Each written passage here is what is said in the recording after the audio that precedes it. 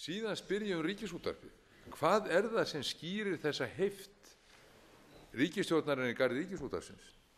Þetta gamall draugur að rísa upp aftur? Ég veit alveg hvað ég að tala um. Ég starfaði á Ríkisútvarpinu fréttastofunni í 10 ár, frá 1978 til 88. Og ég man eftir öllum hringingunum sem komu, sérstaklega frá sjálfstæðismönnum. Ég gæti nefnt marga þingmenn hans og ráðherra sem hringdu inn á fréttastofur Ríkisútvarpsins til þess að reyna að terrorisera menn.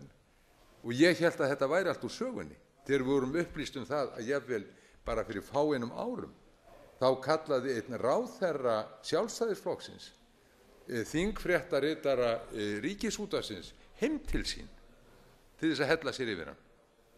Og ég spyr, það þetta sem að skýrir aðföruna Ríkisútvarpinu núna? Pólitísk heift Sjálfstæðisflokksins sem að ræður nýlega borgarfulltrúa Sjálfstæðisflokksins til að taka þessi rándýran þátt í sjónvarpi á sama tíma og reknir eru margir mætustu starfsmenn stofnunarinnar sagt að snáfa heim þulir Ríkisútvarpsins, vandaðir dagskrárgerðarmenn, bestu fréttamenn stofnunarinnar látnir fara.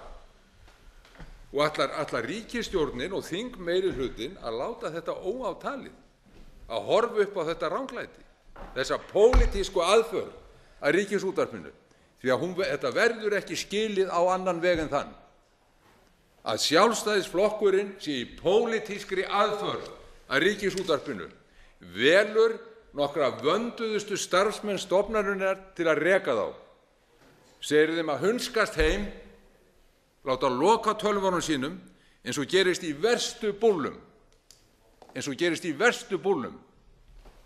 Og þeir sem að andæfa þessu ekki hér í þessum sal, þeir eru samsekir.